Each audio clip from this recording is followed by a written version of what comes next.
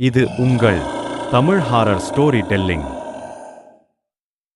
சிற்றம்பலம் எனும் கிராமத்தில் 1950களில் ஒரு அழகான பெண் இருந்தாள்.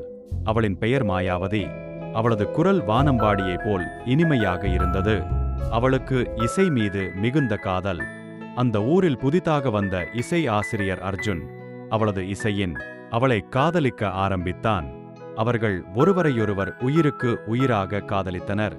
ஆனால் மாயாவதியின் குடும்பம் அந்த காதலை ஏற்கவில்லை. ஒரு இரவு இருவரும் ஊரை விட்டு ஓடிப்போக திட்டமிடுகிறார்கள். ஆனால் அந்த திட்டம் துரதிர்ஷ்டவசமாக முடியாமல் போய்விட்டது. மாயாவதி காட்டில் தூக்கிட்டு இறந்ததாக கூறப்படுகிறது. ஆனால் உண்மை ஏதோ மறைக்கப்பட்டுள்ளது.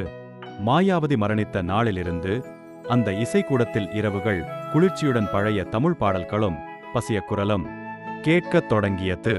பல்லாயிரம் ஆண்டுகள் சென்ற பிறகும் மாயாவின் ஆவி இசைக்கூடத்தில் நுழைந்து இருந்தது. 2025இல் இசை ஆர்வலராக வந்த மீனா என்ற பெண் அந்த கூடத்தை பழைய இசை தொலைபேசி ஒலிகள் கேட்டு பார்வையிட வந்தாள். அங்கே அவள் ஒரு பழைய டைரியை எடுத்து படித்தாள். மாயாவதியின் காதல் குறிப்பு. அவளது மனமும் குரலும் மாயாவதியைப் போல் இருந்ததால் மாயா அவளுடன் தொடர்பு கொண்டாள். முதலில் பயந்தாலும் மீனா மாயாவின் கதையை முழுமையாக அறிந்து அவளின் ஆவி அமைதியடைய உதவ முடிவு செய்கிறாள். முடிவில் மீனா அர்ஜுனின் மறைந்த குடும்பத்தை தேடி மாயாவதியின் இறுதியான கடிதத்தை அவர்களிடம் கொடுக்கிறாள். அந்த உண்மையை உலகம் அறிந்தவுடன் மாயா ஒரு அழகான துளி சிரிப்புடன் இசையாகவே விண்வெளியில் மறைந்து விடுகிறாள்.